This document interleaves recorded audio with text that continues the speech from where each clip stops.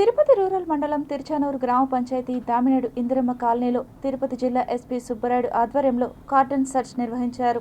దామినేడు ఇందిరమ్మ కాలనీలోని సరైన పత్రాలు లేని 52 ద్విచక్ర వాహనాలు, 3 ఆటోలను సీజ్ చేసినట్లు జిల్లా ఎస్పీ సుబ్బరాయుడు వెల్లడించారు.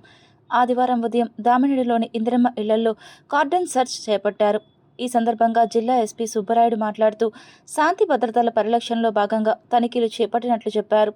అదేవిధంగా అనుమానితులు, పాత నేరస్తుల రికార్డులను పరిశీలించామని, ప్రతి ఒక్కరూ పోలీసులకు సహకరించాలని, ఏదైనా సమస్య వచ్చిన వెంటనే స్థానిక పోలీస్ స్టేషన్లో ఫిర్యాదు చేయాలని విజ్ఞప్తి చేశారు. కార్డన్ సెర్చ్లో eagle team, bomb squad, Tiruchanur CI Sunil Kumar పాల్గొన్నారు.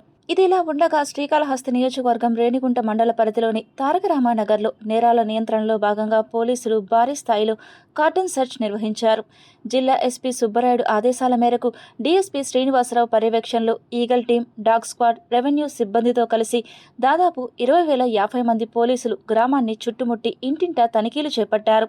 ఈ తనిఖీలలో అనుమానాస్పద వ్యక్తులను విచారించి వారి వివరాలను నమోదు చేశారు. సరైన పత్రాలు లేని 169 ద్విచక్ర వాహనాలు, 20 ఆటోలను పోలీసులు సీజ్ చేశారు. పాత నేరస్తులు, అనుమానితుల కదలికలపై ప్రత్యేక శ్రద్ధ ఉంచినట్లు అధికారులు తెలిపారు. ఈ సందర్భంగా ఎస్పీ సుబ్బరాయుడు మాట్లాడుతూ తారక రామనగర్లో దాదాపు 20,000 గృహ సముదాయం ఉండగా వేలాది మంది నివసిస్తున్నట్లు తెలిపారు.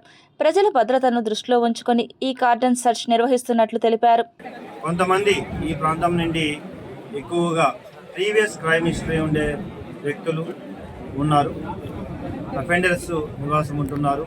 వీరందరిపై పూర్తిగా నిఘా ఉంచడం జరిగింది. అయితే ఈరోజు దాదాపు 300 మంది police officers, excise, revenue, RTA మరియు ఈగల్, గాంజాకి వ్యతిరేకంగా పనిచేసే ఈగల్ ఫోర్స్, వీళ్ళందరూ కూడా ఆపరేషన్ వజ్రప్రహార్లో భాగంగా ఒక కార్డన్ సెర్చ్ ఆపరేషన్ చేయడం జరిగింది.